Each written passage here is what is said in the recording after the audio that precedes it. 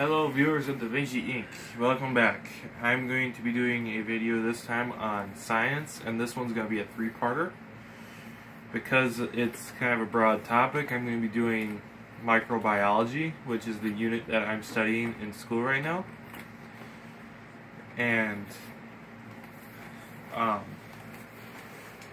if Mr. Kutzler is watching, thank you for teaching me, because all of this is coming from you.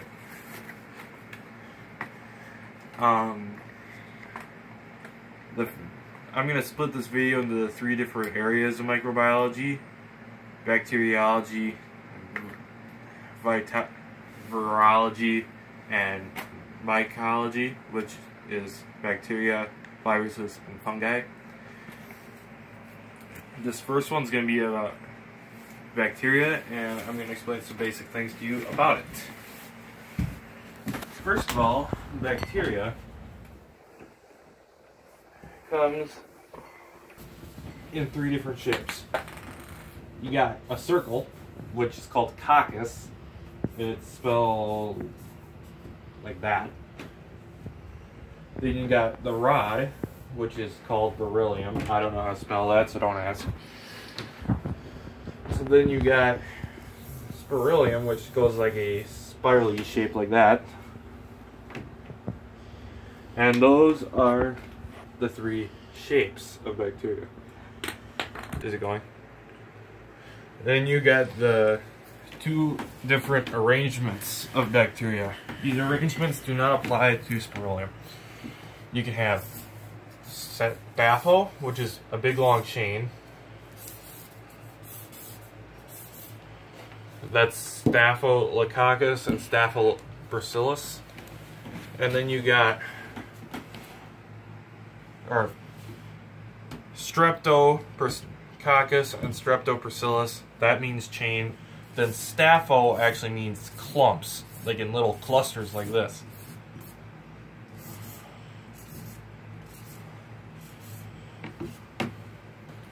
And depending on what their shape and arrangement is, that's what gives them their name. Like this one's Streptococcus, Streptococcus, Staphylococcus, and Staphylococcus. And then the next thing you gotta understand is, what do bacteria do?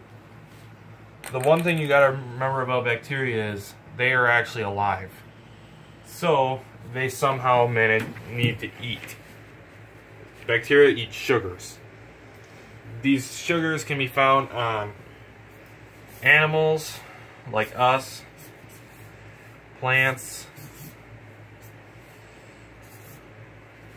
or they can be found on other stuff like, well,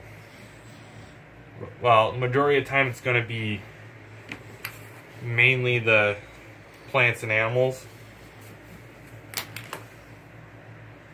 And that's how they produce their energy, is by feeding off of sugars.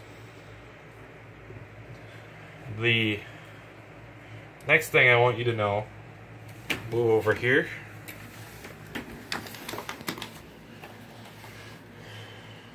is that they are prokaryotic. What prokaryotic means is they are the opposite of eukaryotic, like us. They do not have membrane-bound nuclei and organelles. In which case, they can look like this. They have a cell membrane, and then they have their DNA inside, in the cytoplasm. And they can be attacked by both viruses and fungi. It's kind of cool if you watch them on a petri dish. The fungi and bacteria can like battle each other for space. And bacteria multiply by what's called binary fission. So you start with, say, 2 bacteria. They're going to split down the center. So then you get 4.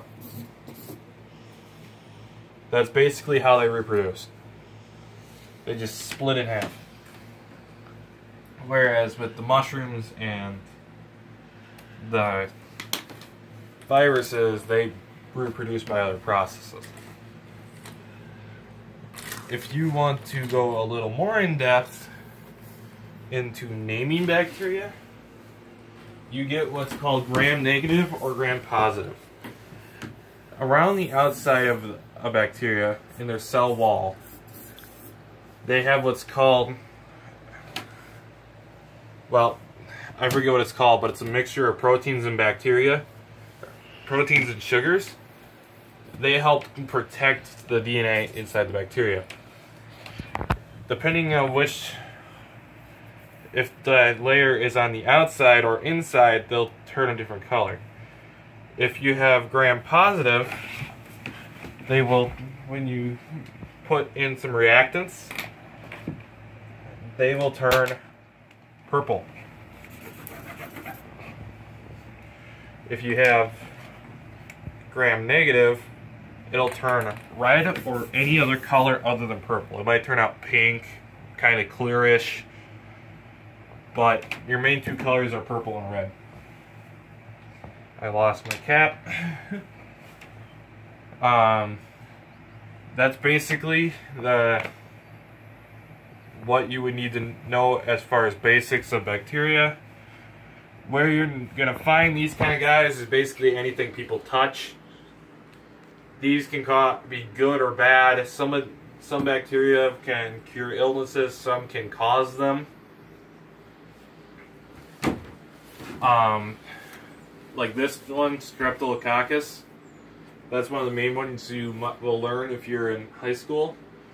That causes strep throat, cold sores, and cavities. So that's the kind of stuff that you'll find with those. Spirillum, that's one of the ones that's caused by spirillum is Lyme's disease, spread by ticks. Oh, speaking of ticks, I just thought of another thing I should tell you. Certain bacteria can be spread by what's called a vector. This is a animal or life form that is capable of spreading pathogens. You got the ticks, you got mosquitoes, you got rats. Basically any kind of animal that'll spread bacteria is what's called a vector.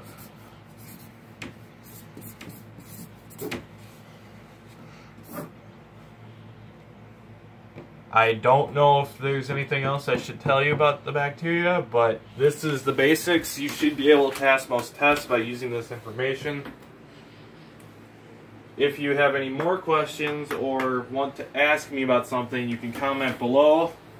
And I ask that you subscribe because we're trying to get it so that we can have monetary funding for this, so I can do a little more advanced videos than this.